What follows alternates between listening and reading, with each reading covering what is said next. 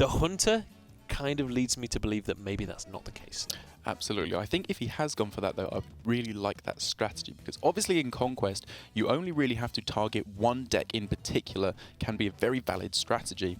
And one of the ways to tech against an aggressive deck is to put a lot of healing in, but it turns out that that's also very good against Freeze Mage, and so you can kind of expect that your opponent is either going to bring some aggressive decks or Freeze Mage. Yeah, and there's been a lot of discussion about Freeze Mage, and certainly both of us were a little bit surprised not to see any here tonight. Absolutely none. We'll see whether or not these lineups are going to pay dividends here, as both players are going to be kicking things off with those Paladins.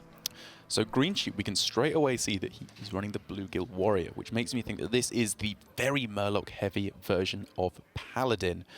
There's also the Consecration in there, which I think Sottle in particular has been extremely angry at people putting Consecration in their aggro Murloc Paladin decks. But against a very board-centric deck like the Paladin from his opponent, it could work out very nicely here. It certainly could, and we'll see. I mean, Greensheep just playing Greensheep right now, you know? Like, we said it in the intro, what you expect from Greensheep is this aggro. Now, Osha, you can see already putting a very conscious effort into thinking through every scenario, making sure that he's making the correct decision. Now, one thing Osha has been kind of known for here in the Premiership is going a little bit overzealous or letting his emotions take control sometimes. And it was fairly evident last week when he ended up losing 0-3, but it was very clear, like visually on his webcam, that he was very frustrated by the situation. And towards the later stages of the series, he started to make misplays. Now, I believe that that was a lot to do with letting his emotions take control. If he can keep himself in check this week, I firmly believe that he is a very solid player and has the ability to beat a player like Greensheep. Absolutely. We've seen the players who have qualified before for the later stages in the tournament, both champions in ball control and Jambray already gone, so perhaps this is an omen of his chance to make it through. We can already see that in the early stages of the game, he is very likely to fall behind on board, given that Greensheep has a lot more Murloc synergies in the early game than Osha. However, if you are going to be falling behind on board, Consecration is, and two of them especially, is definitely one of the cards you want to see. The options here from the Discovering the Secret, the Getaway Kodo is obviously the highest value one that you're going to be going for a lot of the time. But in this position, perhaps he was hoping for something like a Noble Sacrifice if he's expecting an incredibly aggressive start from his opponent. In the end, goes for the Redemption. It kind of feels like a lower value but quicker version of the Getaway Kodo. If you can hit something like the Tyrion, perhaps Wicker Flame Burn Bristle, if he's running it in the deck, it can get you a tremendous amount of value. Yeah, especially with that Divine Shield on Wicker Flame. It's just doubles the value that you get from something like a Redemption. Already the Blue Guild just being dropped here, not trying to hold on to that to combo with a War Leader, not going for anything too crazy, just making sure that he's well and truly in control of the board. In this situation, having no Getaway Kodos at all because he didn't pick it on the prior one is a little bit... It's not exactly what you'd want, because playing Getaway Kodo on a Hydrologist is a perfectly acceptable situation because it basically gives you a do-over. You're likely to get another Getaway Kodo from when you play it again. But here, just thinking, I will go for the Noble Sacrifice, pray that my opponent has no way of buffing the health on the Murloc, but we can see that this was in fact the case. The fact that Greensheep decided to play the card off the top of his deck rather than the War Leader, potentially tilting Osha a little bit more. He knows that he's a player prone to getting angry, so playing the top deck one, potentially sneaking the mind games in as well. Certainly could be the case here.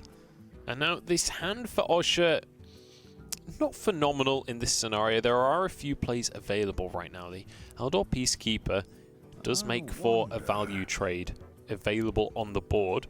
You could drop that alongside a Redemption, but again, it feels like it could be used for a lot better scenarios. You could squeeze out a lot more value out of that later on in the game. Consecration does mean that you can clear the board completely, but it also gives tempo straight away over to your opponent. It does indeed. The consecration here, obviously you're not removing very much, and as you said, you're giving opponent free reign to develop what they want onto the board. But because you have 2 of them, it's potentially going to entice your opponent to overextend on the board potentially. If they play a few too many cards in the coming turns and you go for an equality and second consecration, that could be absolutely backbreaking to Greensheep's game plan. So redemption comes down there. Greensheep, I'm not sure, was expecting that to be redemption. I think he was looking for another noble sacrifice there and trying to bait that out with the trade. And now he's in a similar situation to last turn where he's got a lot of minions that are playable, not so many that he actually wants to play in this scenario. The Peacekeeper might end up being the decision once again, allowing for value trades here. War Leader could come down, but realistically it's just going to be dealt with by this Peacekeeper. Absolutely. Does play the noble sacrifice, but I think a player seasoned as Osha will know exactly how to play best around the noble sacrifice. Obviously, he wants to make the most important to remove minion is the Murloc War Leader, so he's definitely going to be prioritizing that. He now doesn't even have to go for the removal with the Peacekeeper. He can simply equip the True Silver Champion, And on the following turns, he definitely wants to make sure he has as many minions on board as possible so that you can get the buff effect of Sunkeeper Tarim rather than just the nerf effect on your opponent's minions, because it's unlikely that the Tarim is going to be doing too much devastating against your opponent's board. It's mostly going to be buffing up your own small minions. Certainly the case. And also, one of the things is when you've got things like Consecration is just 1 damage out of range of being comboed with Tarim, and you can't fit inequality in that turn as well. So a lot of the time you're going to have to use it more aggressively than defensively. But playing out this turn now, getting the value trades on the board and using that True Silver Champion to finish off the War Leader. And now Osha, with the tempo in his favor, 3-1 on board as well as a weapon. And suddenly Greensheep, not really in the greatest spot ever. It's going to just double hero power here, I believe, as he drops the Balefin Inquisitor. Will reset his hero power, and now drops those tiny little tidal hands that just make the most adorable noise. One of my favourite sounds made in the entirety of Hearthstone. But I think this play is actually stronger than it seems. The fact that there is the Sunkeeper Tarim available next turn for Greensheep means that each of these 1/1s, if they survive, isn't a 1/1, that's a 3/3, which is suddenly a lot of damage pushing towards your opponent and a good amount of board presence and ability to fight back against your opponent's board. Because from what I'm seeing so far, the further the game goes on, the better position Osha is going to be in. Greensheep definitely seems to be doubling down on more of the early game Murlocs, whereas I imagine Osha is probably running more late game cards like Ragnaros Lightlord in his deck that Greensheep might have had to cut to make room for cards like Bluegill Warrior. Yeah, it definitely feels like a more defensive version of the deck, especially with something like an equality in the hand of Osha. You don't typically see that in aggressive decks as much. You could argue that someone would maybe run one to deal with things like Taunt Warrior, but if you're coming into a conquest planning on banning Warrior, you're not going to run that kind of tech. Exactly. It's much more important to guarantee that you get a strong early game start, which unfortunately we just did not see from Greensheep. Things very even at this point in the game, both in terms of board presence and cards in hand. And there we can see the card I mentioned, Ragnaros Lightlord, is going to be incredibly powerful later on, even though there is the ability for Aldor Peacekeeper to come down on it. The 8 heal every turn, be it on a minion or on Osha's hero itself, that is a huge deal. It's a very difficult mechanic to play around as well, because yes, you can make sure that you're trading and making sure there's lots of targets for him to heal, but at the end of the day, first of all, you can't even guarantee where the heal goes, so it's not like you can perfectly play around it. And second of all, 8 healing per turn, whether it's on minions or face, as you said, is still insanely high value. Just 1 or 2 of those heals activating, as well as a couple of attacks, you've easily paid that 8 mana in value. Yeah. And I think the way that it's going to work is it's going to come down to a game of chicken. The Greensheep may or may not even know he's playing. If he plays that Sunkeeper Tarim before the Ragnaros Lightlord comes down, it suddenly, as we've said, becomes significantly more difficult to deal with. The Gentle Megasaur now in hand for Greensheep. Even with just 2 Murlocs on board, that is such a high value minion. Even just the 5/4 body for 4, feels perfect. It feels pretty reasonable the majority of the time. And if you can get a really important adapt on all your Murlocs, like perhaps the plants that come as the death rattle or the extra attack to trade into all your opponent's minions effectively, that feels good. And the plants as well become even extra valuable when you've got that Sunkeeper Tarim in your hand as well. If you can get that death rattle onto everything, it's basically like you don't even want to clear my board, because the second you do, I am just going to finish the game immediately. And now, Gentle Megasaur found for Osha as well, but unfortunately no Murlocs to play it with. Exactly. You were too enraptured looking at my beautiful face, I believe, to realise that Osha gave a big sigh there. He is clearly already quite upset that he is getting a Gentle Megasaur while there are absolutely no Murlocs to go along with it. And in this position, all of a sudden, Greensheep has the go-ahead to play his Sunkeeper Tarim. He can deal with that Ragnaros Lightlord incredibly well. And speaking of high-value late-game plays, Finja, in its own right, represents so much threat for Greensheep. Such a pickup. Yeah, Finja just... and as well, I know we keep harking on about it, but Finja with Sunkeeper Tarim guarantees the trade immediately. Guarantees that you're going to pull more Murlocs from your deck. We've already seen he's got blue gills. The War Leader already on the board there. It looks like he is just going to go for Tarim this turn. And with that War Leader, it just means that you automatically win trades. You get that extra HP to be able to just whittle away at anything that's on the board. Absolutely. The fact that the Murloc War Leader buff is an aura effect and thus goes on top of the fact that Sunkeeper Tarim turns everything into 3/3s feels so fantastic. And even though, as you said, he could have saved the Sunkeeper Tarim to guarantee the fact that Finja killed something, if there's one thing I've learned from playing Hearthstone since Finja came in, is that it just finds a way. Finja always finds a way to kill something. Even if you have to do the most ridiculous trades, you'll make it work. Yeah, you'll find a way to make it work. And if there's one other thing that I've learned is if there's a War Leader on the board, it's always double Bluegill. And if there's no War Leader, then it's always Bluegill War Leader. That's how Finja works, as far as I can tell. There is the Spike Ridge Steed. Now, we were having a conversation about this card before the broadcast. This card is terrifyingly powerful. Absolutely. It feels like to Hearthstone as a card what I am to a boyfriend. It's everything you could ever want and more. Thanks for ruining my joke. I mean, I already ruined it myself. But I don't think you can blame that one on me. I think you can blame that one on me.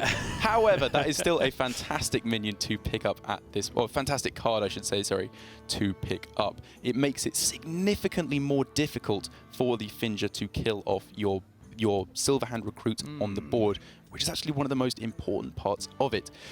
It's going to go up to 7 health, which means even though the Finja will be able to attack him with the True Silver, that's still not enough. It will have to be the 1/1 Silverhand Murloc in combination with that. So overall, it is actually going to work out that the Spike-Ridged Steeded minion can be killed off, but it's remarkably close.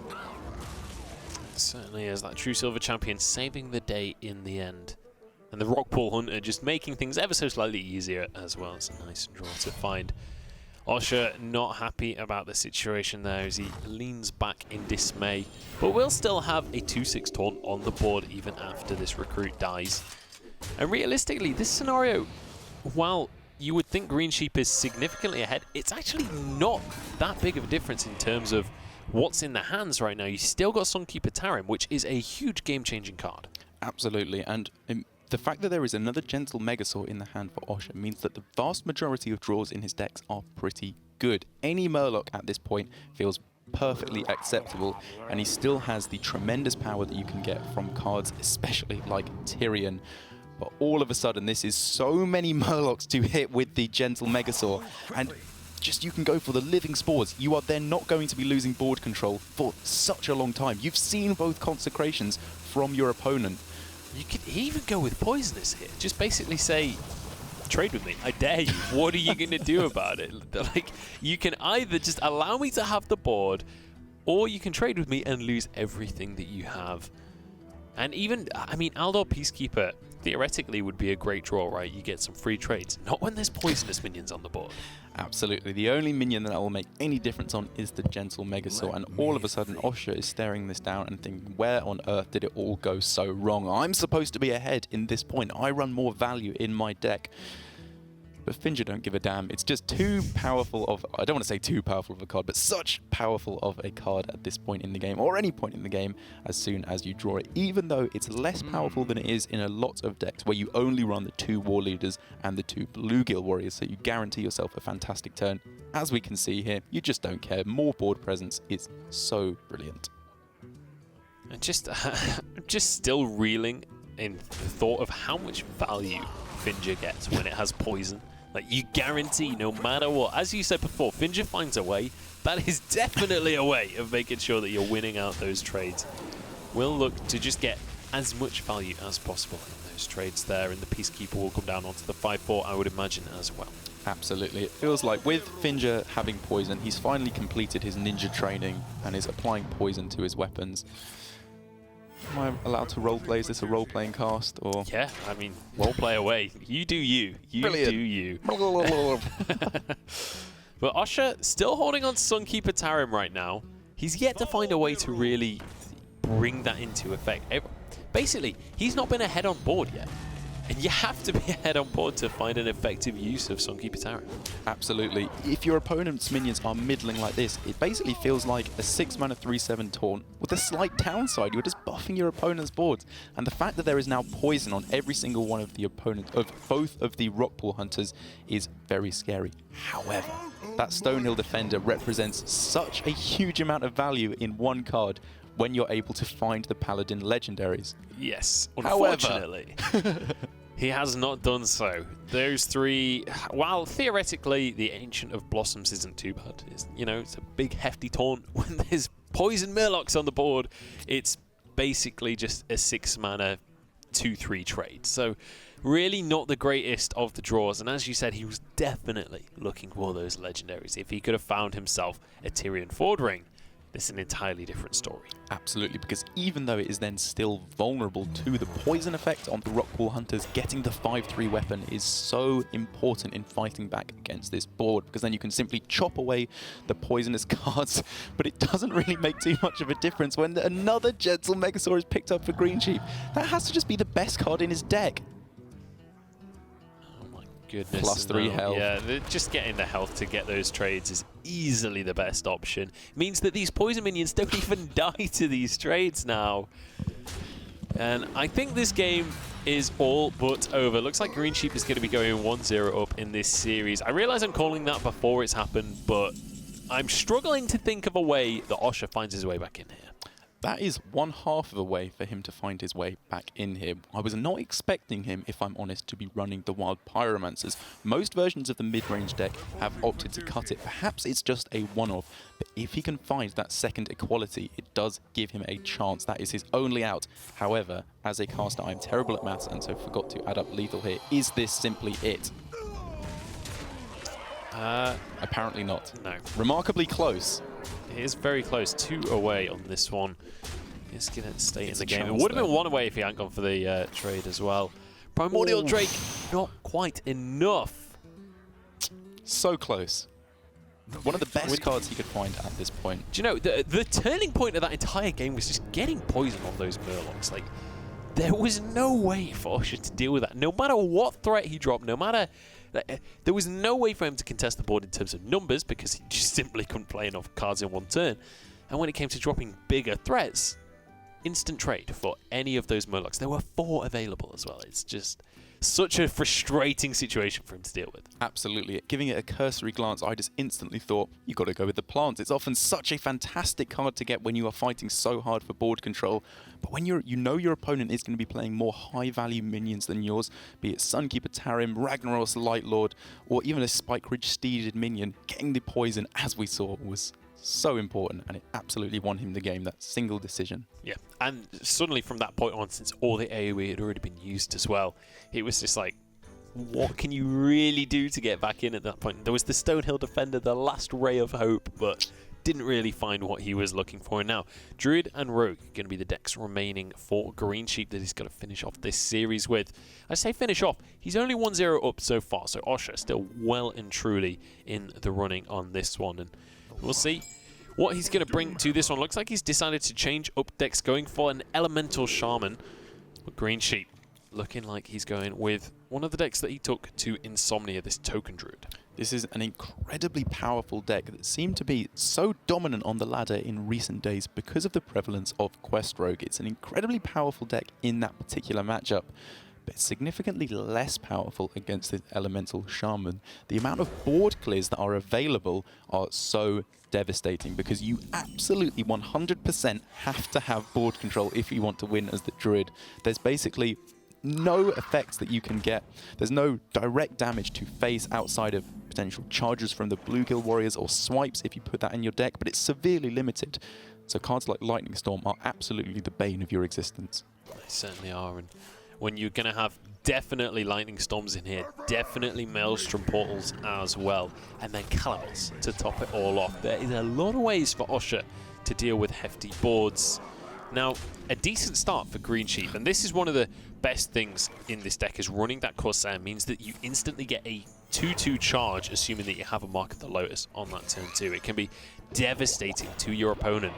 But you know what the worst possible thing to see when you've just played that is? Tell me. Is it a Tar Creeper? It's one of the worst. It's definitely up there. There is the opportunity for Greensheep here, though, to capitalize on the fact that he has 3 minions on board already at this point in the game. He could go for Savage Roar and sacrifice off one of his minions in order to push more damage to face. Or he could go for the Power of the Wild if he's not expecting a Maelstrom Portal from his opponent. He would leave his minions very, very weak, but then the potential to follow up with a Savage Roar would be so much damage to push forward. And now that he's got the living mana, even after his board clear, if his board is cleared by a potential board clear like Lightning Storm, he's got the refill. That's one of the most important cards to get, if not the most important card to get after your opponent clears the board. Yeah, I'm looking to make sure that he's being effective with those trades there as well. Obviously, he loses 1 damage in that scenario, but it means that his minions are that little bit tankier. If just a naked Lightning Storm comes down with no spell power, it means that neither of these minions are guaranteed to die in that scenario. Hungry Crab going to come down. It's just going to buff everything once again to make sure that he can continue to push this damage on through. And that living mana, would not be at all surprised to see him save that for after a big AoE's come down. Very interesting as well, I want to point out that Osha hasn't even had to play the Lightning Storm, has had the opportunity to simply play Taunts 3 turns in a row. And it means that he can use the attack on his Taunt minions to buff up, to take off some of the health value from his opponent's minions and then follow up with a guaranteed clear with the Lightning Storm. That pickup there of the Mark of Yasharaj is incredibly powerful for Greensheep. Any card he can take, he would be very, very happy with. 11 HP remaining already for Osha at this stage. Not a fun scenario. He's going to pray for the Wrath of Air before dropping a Lightning Storm. He's not going to find it, but can still deal with all but 1 minion if he manages to get the 3 onto the Crab.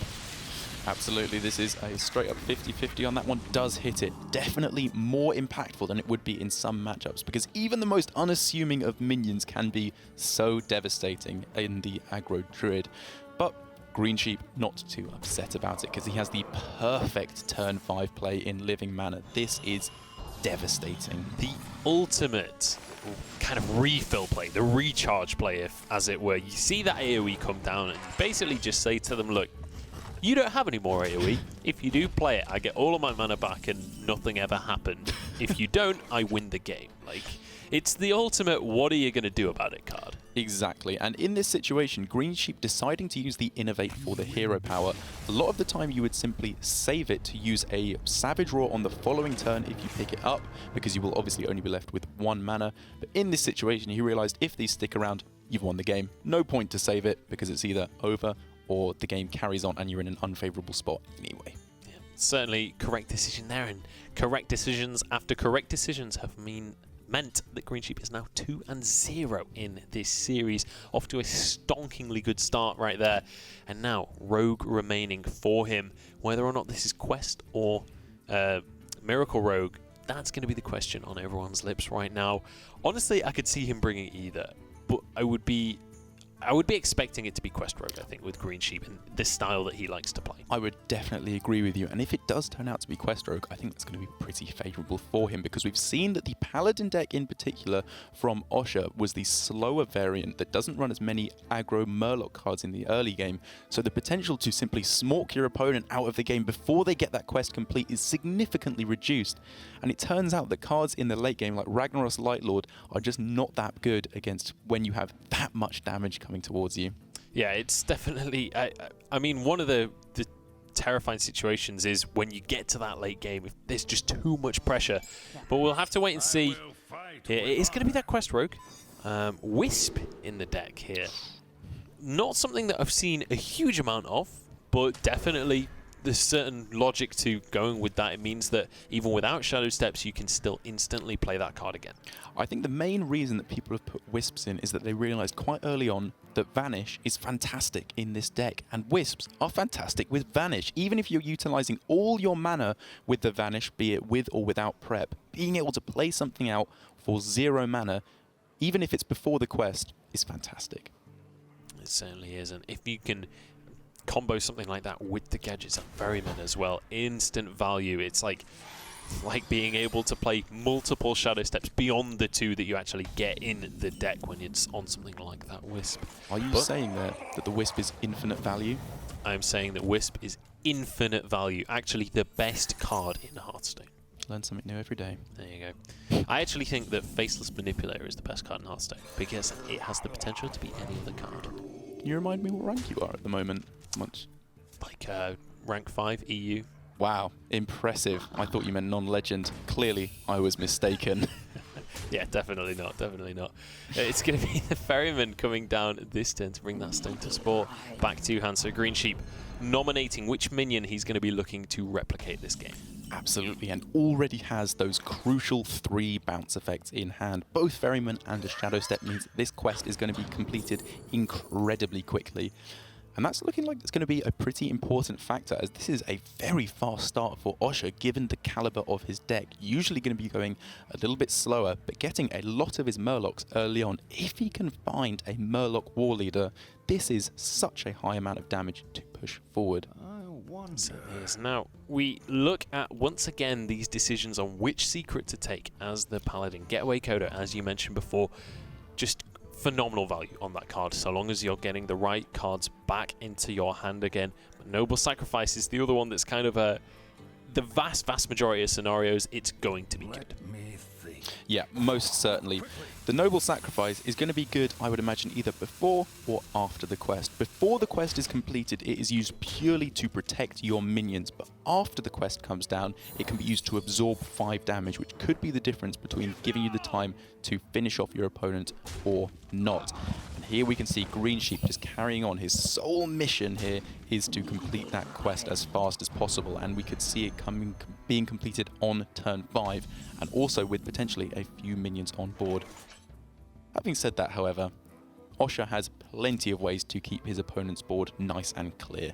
He certainly does. Now, Consecration obviously available in the hand right now. Feels maybe overzealous to commit that immediately, but he knows that obviously 2 boars have been played. He only needs 1 more bounce in the hand for Greensheep to know that that quest is coming very shortly, and will immediately commit that AoE. Just try and remove as many threats from the board so that as and when that quest is completed, if there's like a prep in hand, for example, and it's able to happen this next turn, suddenly he's in a very bad scenario if there are minions on the board. Most certainly. I definitely like him going for the value trades there in combination with the Consecration to make sure that these 3 minions can keep on attacking face.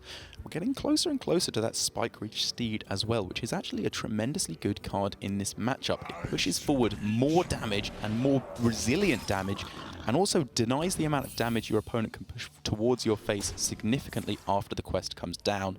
And it does most certainly look like we are going to see quest on turn 5. Osha shaking his head, mouthing something which I will not repeat on stream. Yeah, certainly not a happy chappy right now, but also not livid with anger either. He certainly seems to be keeping his cool in this scenario. Now again, 3 actually very good secrets. I'd argue 3 of the best secrets available to Osha right now. And deciding which one to go with. I feel like Noble Sacrifice, as you mentioned earlier, just being able to block some of that incoming damage, especially when you know that the quest is about to come into play, just protecting yourself a little bit better seems like the best option. Absolutely. I think the Getaway Coda is probably not the pick here because you're probably not going to have time to get out that value, getting a minion back in your hand. Redemption probably would have been the pick over the Getaway Coda. However, as you've mentioned, the Noble Sacrifice, really powerful at denying a hit from one of your opponent's 5/5s. So we do have the potential here to see a quest completion, and that is absolutely what Greensheep is going to go for. It would seem. I suppose he can get the Crystal Core in his hand and not play it, but if you're going to go with this line of play, getting the 5/5 now to start denying some of the damage from your opponent, and then on the following turn, you have ways to fight back against the board with 2 charges, and you also have a way to refill your hand with the Mimic Pod. If you could find a Wisp off of that, that's not only infinite value, that's 2 times infinite value. Double infinite. We've created a maths phenomenon. But Spike Ridge Steed is definitely going to be a nice little find here for Osha. That is a card that really saves his skin in this scenario. It means that not only can he trade away this boar without removing multiple minions, it also means that the next turn, Greensheep, as much as he wants to commit to the board, it has to deal with these hefty taunts. The Wicker Flame Burn Bristle kind of making things a little bit less obvious for Osha though, because if you are able to stick that Spike Ridge Steed on the Wicker Flame, it is so fantastic, because then you are obviously getting 4 health back whenever it is attacked into or attacks into something else. But given the fact that it has Taunt, it would likely die off before you get the chance to play the Spike Ridge Steed on it anyway. So going for it right now makes a lot of sense, and then you just start plowing to face. You need to finish off your opponent right now. And I think part of the reason as well that he's not going for that line of play onto the Wicker Flame is, first of all, it seems like a fantastical play, right? It seems too good to be true. And second of all, you're on 27 HP, so that extra healing really isn't significant in this scenario anyway. So just deciding to get the value out of that Spike Ridge Seed while he can, and just pushing a lot more damage to face. Now, this is a lot of damage on the board right now for Greensheep, but all 4 hits, or at least 3 of them, are going to be blocked, as that dagger will finish off one damage away from lethal right now. Osha with an opportunity, but can he find the remaining damage? Stonehill Defender doesn't do it. I don't think there's any cards he can get right now to finish it off. He had so many outs. Rockpool Hunter, Murloc Warleader, True Silver Champion, Consecrate. So many things would have given him that 1 extra damage. With these options, Dirty Rat is obviously fantastic before your opponent completes the quest, but afterwards, significantly less so. Wicker Flame Burn Bristle I absolutely like, because it's going to delay your opponent in 2 ways. It's going to absorb at least 2 hits, and it's going to heal you up at the same time. And all Osha needs to do is just have more time. He needs 1 thing to stick on the board, or even then, he just needs to pray that he draws the True Silver or the Consecration. Yeah, still ways for him to win, even if this board is completely dealt with. Right now, he can take 5 hits on the board, 6 if you include the Noble Sacrifice as well. Doomsayer's coming out here, but not quite going to be early enough on this one. That Glacial Shard will be able to freeze the last remaining minion, though. Absolutely. It's unfortunate that it would seem that Greensheep isn't going to be able to clear everything off the board with just his minions, because then he could freeze the face and deny the potential out of the True Silver Champion. But as you said, in this position... Oh, was that just no way to clear the board? No way to clear the board, because the dagger was what we were counting in, and he's only got 1 HP, so can't actually trade those away, which means Osha is still in this series. The Quest Rogue could be the downfall of Greensheep. It's 2-1 right now. We'll see how well that Quest Rogue is going to fare against the other decks that Osha is bringing to this table. Osha certainly looked like he felt that he was having an unfair go of it in that matchup, especially when the quest was activated fairly early on into the matchup. But things turned out pretty okay for him. That was a fantastic victory for him, because that was a crucial victory. I even pointed out earlier that the Quest Rogue would have a really nice matchup against that slower Murloc Paladin, but he got the cards he needed earlier on to pressure his opponent, and that is pretty much the only way you are going to be winning that matchup. And now looking at his remaining decks, he has the Hunter and the Shaman. I imagine the Hunter is probably going to be his saving grace here. You have the potential, and he's lining up right away to get incredibly aggressive starts in the early game. If you can hit something like Alley Cat into Scavenging Hyena, all of a sudden, that's such a scary minion to start attacking into face. And with this rogue running nothing like sap, and very often not even eviscerate, it's so hard to deal with it. Also, the Kindly Grandmother, a phenomenal early game pickup as well. Just such a difficult minion to deal with, as it will come back as that 3-2. It's like, you don't want to deal with that minion because it comes back bigger and stronger. Exactly. The kill command I would expect to be removed from this mulligan. Do you consider keeping the hyena, or do you just want to look for your 1-drops? So it's a real gamble, because if you do manage to hit one of your 1-drops, it's such a good minion to have. But if you don't, it's only a 2-2 for 2, which just really doesn't feel nice at all. So I would be very unsurprised to only keep the Kindly Grandmother and toss back both the other minions. However, he believes he wants to hit one of those 1-drops and absolutely misses. It's a swing and a miss there for Osha. Kindly Grandmother off the top is not what he's looking for there. Unfortunate scenario, but I can understand the mentality with that mulligan though, because it's kind of like a, if I get this, I win the game straight up. Like, I'm 100% back in the series, and I will push it to 2-2. Doesn't find it in the end, but also considering the deck that he's likely running here, turn 2 start is still very good. You're still very aggressive. You're still actually on it 1 turn too late with the alley cat. That's very unfortunate. Now it feels like Kindly Grandmother is the play that has to be made. Absolutely. I think I do just want to point out at this point, I know my nan's watching, and I just want to point out to her, whenever I say Kindly Grandmother, I'm sadly not complimenting you, so I do have to apologise. But as you said, the alley cat is drawn 1 turn too late. The Scavenging Hyena lines up pretty nicely against this Firefly, as it means you're very likely to be seeing a hero power from your opponent on the next turn, which slows them down quite significantly. And then you can start to capitalize with your powerful minions. You can go 1-drop, 2-drop on this turn if you think that would be more powerful than what you're going to get from Animal Companion.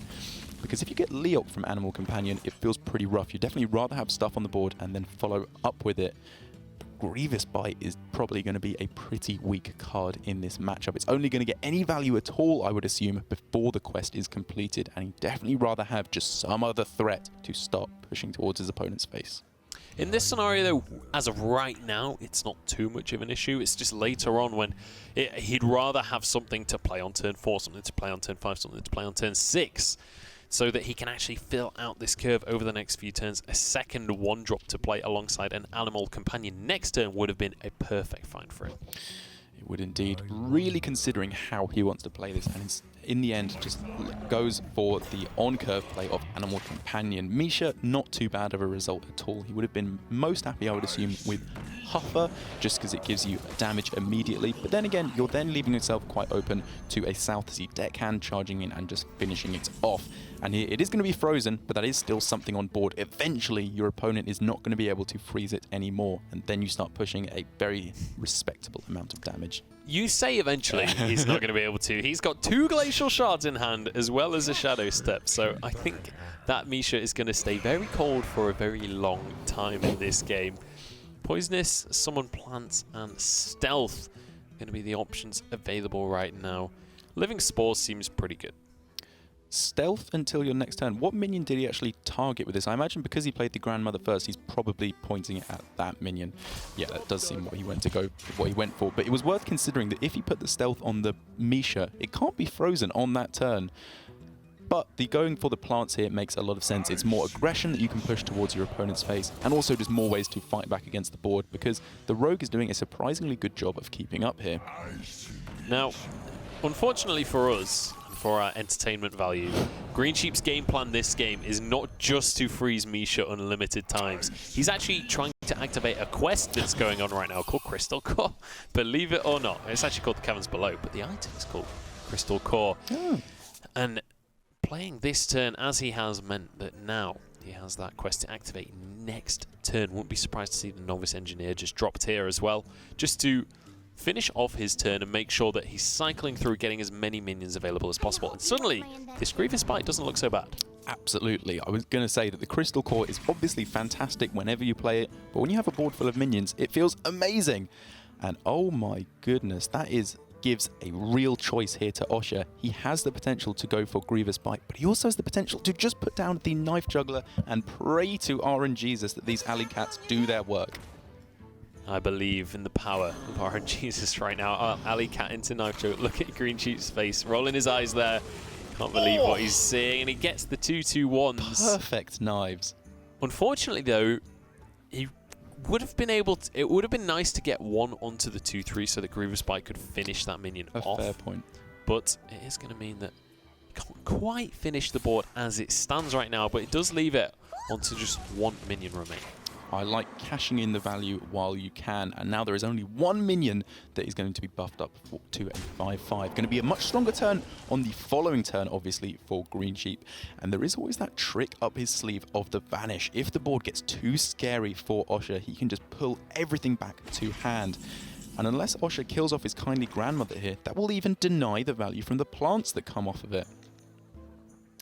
But here we can see just loading up with everything he can on the board. The Jeweled Macaw gives the Gentle Megasaur. Unfortunately not going to be too good here because there are no Murlocs in this deck. And just going to slam as much damage as possible to the face of Greensheep, looking to try and pressure out this game and finish things off. However, as you rightly mentioned last turn, Vanish now available. Looks like the optimum play in this scenario. You could fill the board with 5/5s if you wanted. It is also an option, but I feel like with a terrifying board like this, you have to go with the Vanish. Absolutely. You know that no matter what your opponent does on their next turn, it's not going to be a board as threatening as it was on this turn. So you vanish on this turn, and then on the next turn you can finish off with the charges you have in the South Sea deckhand. I don't believe we've seen a patches yet either, so that would be really nice to push another 5/5 charger and really start to fight back against this board. Yeah, now, all is not lost for Osha at this stage, as he can just fill the board with beasts once again and knife juggle each and every single time. Kill command in the hand, as well as that hero power. There is still a lot of damage available for Osha. This is still very much a game that he can win out. It most certainly is, and this is where any deck that doesn't run heal becomes vulnerable to Hunter. No matter how insane of an early game you have, if Hunter is able to get in, even just as we've seen here, something like 15 damage, you can then start to pressure them with your hero powers and hopefully finish them off from there. It seems like it's probably not worth it to go for the Hunter hero power here over a minion, because it's only going to end up being one more damage with the obvious knife coming out.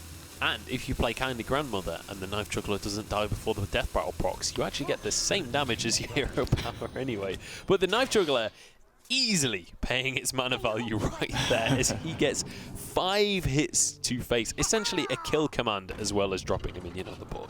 Absolutely, and this is a really nice board to have against the Rogue, because any mid-sized minions, if he developed 2 or 3 medium minions, this would have been easy for Greensheep to just slam his 5/5 charges against. But all of a sudden, this is looking very scary on Greensheep's side. He has 30 damage represented on board. So Osha is going to have to kill Greensheep or heal on this turn. Well, not heal, sorry, remove minions on this turn. Also has that nesting rock to drop a taunt to try and roadblock his way to victory here.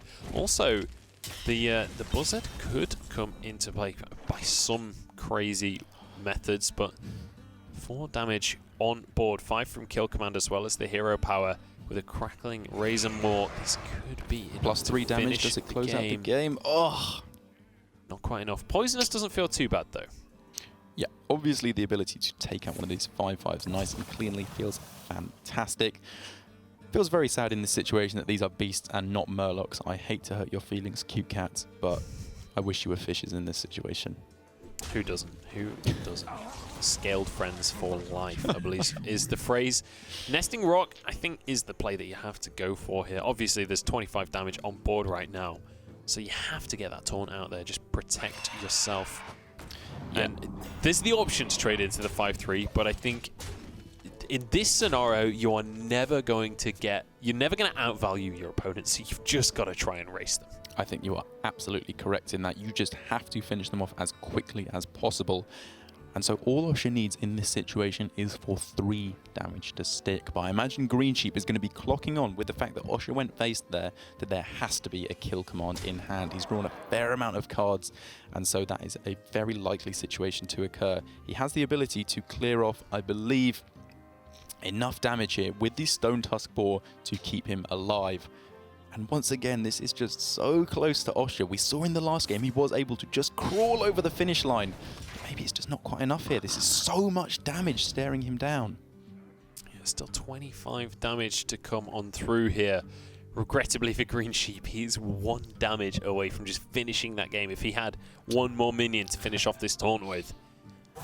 But not quite enough. Can leave Osha on 4 HP if he just decided to go face, but obviously he knows that he has to deal with the board state that is been built up by Osha. And interestingly enough, the fact that Osha made the decision to send the 3 cats to face rather than taking out the South Sea deckhand is having massive repercussions at this point. The Eagle Hormo picked up, closes out Greensheep just threw the game. If he killed that, the kill command doesn't do enough damage. Why? Why would you do all of those trades but not finish off the last trade? Terrible mistake coming out there with the Eagle Horn bow. That is going to be enough to end this game. Osha stays in the series. It is 2-2. I cannot believe what we just witnessed there. I don't believe it. Pinch me, please. I must be dreaming. That was insane. There you go, mate. Are you awake now? Are you with us once again? Where am I? You're at the ESL studio in Leicester. But that was a ridiculous... I'm really surprised he didn't go for that trade after doing all of the other trades, ticking all of the other boxes. This is how I have to win the game, and then leaving the beast on the board to activate kill command just seems like a cardinal sin to me. Absolutely. He was just praying. I think he did the maths and realized that just kill command and hero power didn't close out the game. Was it right? How much health? It didn't quite. I think there was like 2 left at that point. Okay, so he realized that there had to be some additional source of damage, but it felt like there was so many minions on the board there, and any kind of bounce effect would have guaranteed a closeout for Greensheep. So perhaps playing a little bit more cautiously and clearing off his opponent's board would have been the safer play. I think a good way to think about it would have just been, what does he do to clear my board? Like, how do I lose next turn if I go for these trades? Realistically, I think the answer is you don't. So maybe could have played that a little bit more carefully, and he might end up losing this series because of it. It is now 2-2. Elemental Shaman here for Osha up against this Quest Rogue for Greensheep. So far, this Quest Rogue has been the bane of Greensheep. It has indeed, but I think, if I'm correct, it is going to be the bane of Osha in this matchup. It can be very difficult to win against this deck. You obviously have extremely limited aggressive options in the early game, and it feels like even when you're going into the late game, you have options like Volcano to clear out a potential 3 5/5 minions on 1 turn, but it's just not going to be enough. There's just very often so much recharge from the Miracle Rogue. However, this is looking like, or from the Quest Rogue, sorry. It's feeling like a situation where Greensheep is in a significantly less favourable position to complete the quest on turn 5. Only has 1 bounce effect. And obviously the Igneous Elemental does give you the 2 Flame Elementals, but you can't bounce back the Igneous Elemental. You can only bounce back the Flame Elementals. So he's still 1 more minion of the same name away from completing the quest. Yeah, so really good scenario to start this game off for Osha. Just having a little bit of a delay on the Quest Rogue could be enough for him to stay in this one.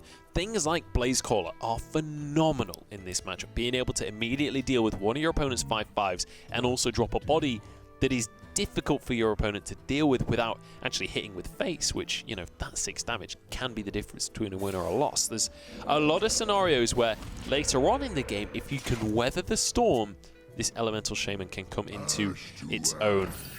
Absolutely, and I think one of the main things that is going to be working in Osha's favour here is the fact that he is running the full package of Elementals. You can obviously just run a few Elementals and then Servant of Kalamos and Kalamos, but the Blaze Caller, as you said, the Fire Elemental, massively threatening minions to play in the mid-game to start pushing back to kill your opponent if we don't see an early quest completion. The Vanish does mean that there are all the pieces in Greensheep's hand needed to complete the quest, but that's quite a long way away. 6 mana is an awful lot to commit on 1 turn. It certainly is. Osha thinking long and hard about this turn. Now, instantly, most players would think, okay, Tar Creeper, great, you know, turn 3 Tar Creeper. However, you play that Tar Creeper, you give your opponent Greensheep the opportunity to get those Flame Elementals into his hand. That's exactly what he needs to start to build up towards his quest.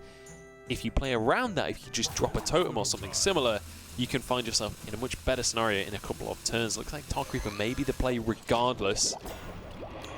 You definitely know that eventually those Flame Elementals are going to be killed off. A second Vanish, though, picked up for Greensheep. if Osha was going to take this game, it would be through these pretty mediocre draws from Greensheep. Certainly right. Mimic Pod just going to be used to try and find something. He figures with both banishes gone, he's got to find something nice, and that is a pretty tasty draw for him. It is indeed. Has now more than enough minions or bounce effects to complete the quest. So looking like we could see it on turn 6 potentially, or maybe turn 7 if it takes it a little bit slower.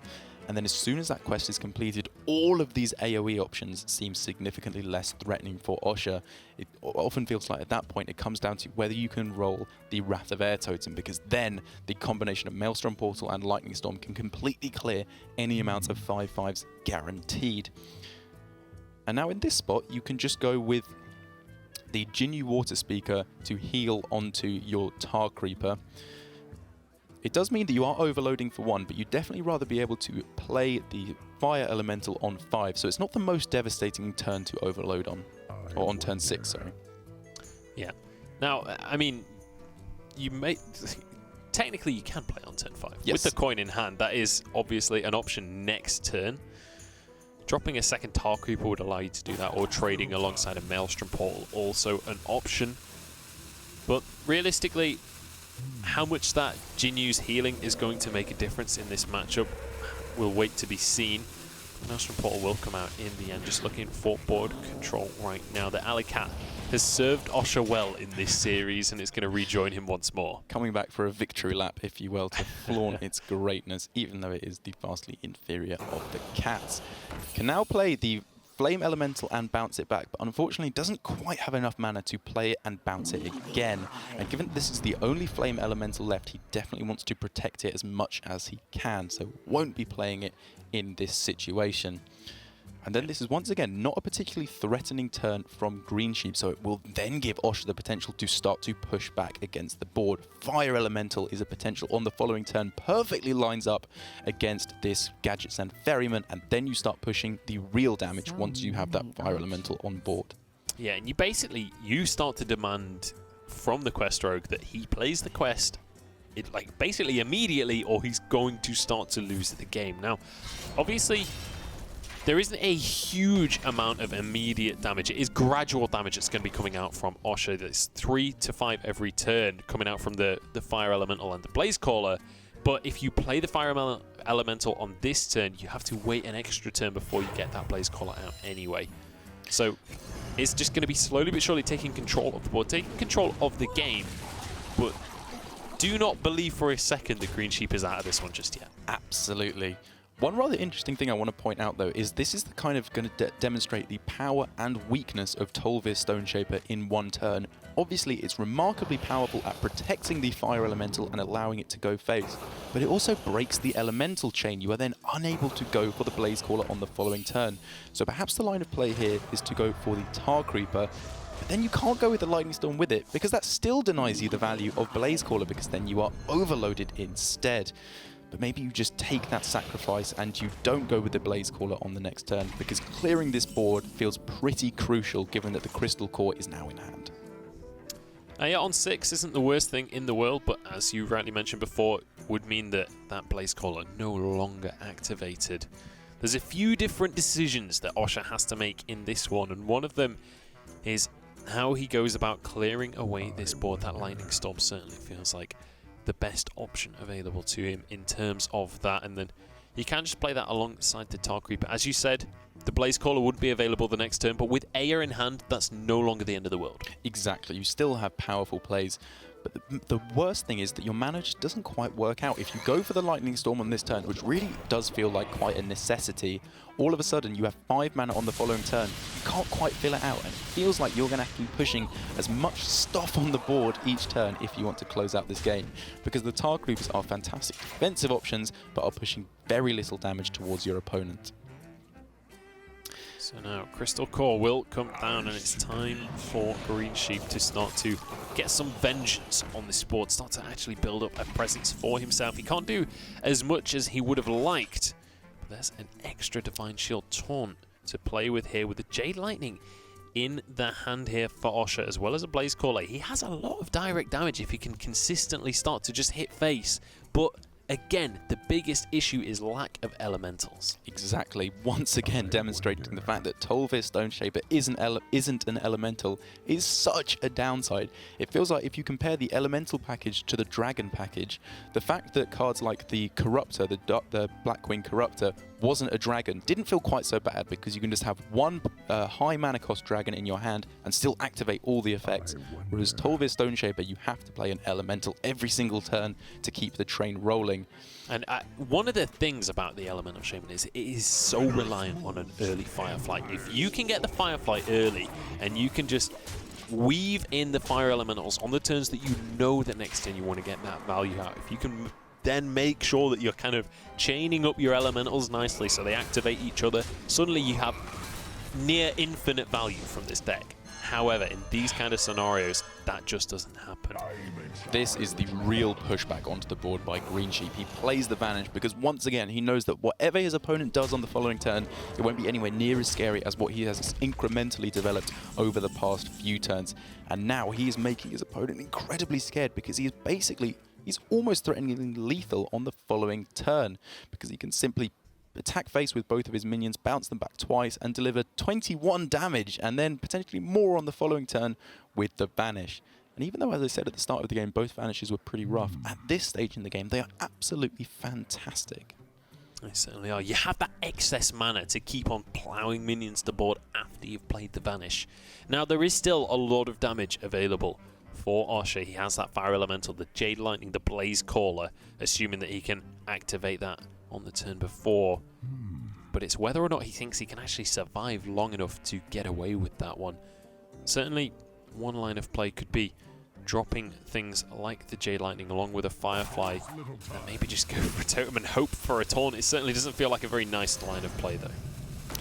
Yeah, nothing here really feels too good, though. So as we can see, he's clearly just going for the all-out aggressive approach. He has played an Elemental on this turn, so he has the potential for 5 burst damage to face with the Blaze Caller on the following turn.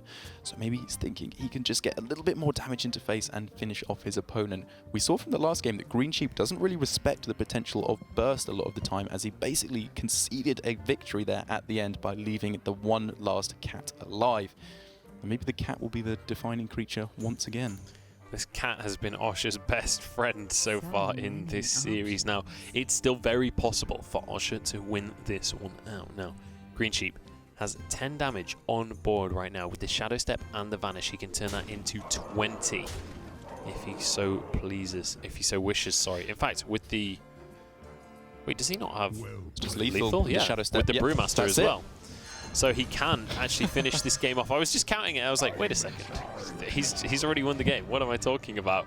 He can just slam that patches in multiple more times.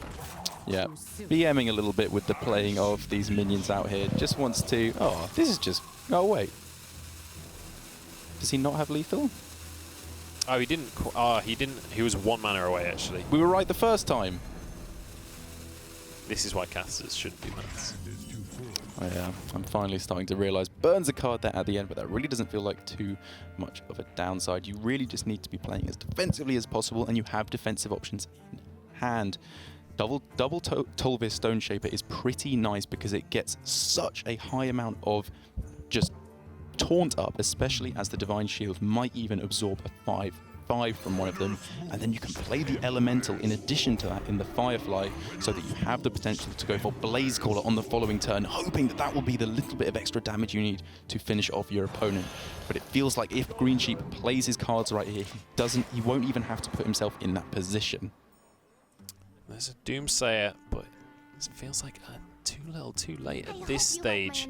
Novice Engineer searching for more charges to finish this game off. Finding plenty of ways to look for things. Whether or not he'll find what he needs. The Shadow Step is definitely what he needed on this one. Happy to take a little bit of damage to face so that he can slam this patches in 3 times in a row. with those shadow steps. That is going to be all she wrote for this series. And it's going to be all she wrote for Osha's run in the Premiership. A 2-0 start, but finishing the group stages 2-3. And for the first time ever, Greensheep is going to be moving on into our playoff stage of the tournament. Fantastically done for him. It almost felt like he would be in the same position that Osha has been in throughout the entire tournament within this series. He was up 2-0. He looked to be in a fantastic spot to take this series, but it came down to a real nail-biter, not just from within the series, but also within that one game. So devastating for Osha, though. Yeah. Once again, so close to getting out of this stage in the tournament, but just pipped at the final post. Especially with how that last game went as well. It felt like, because of the bad start Greensheep had, it felt like Osha maybe could hold on to things and push it into a victory, but unfortunately not quite able to in the end, and it does mean that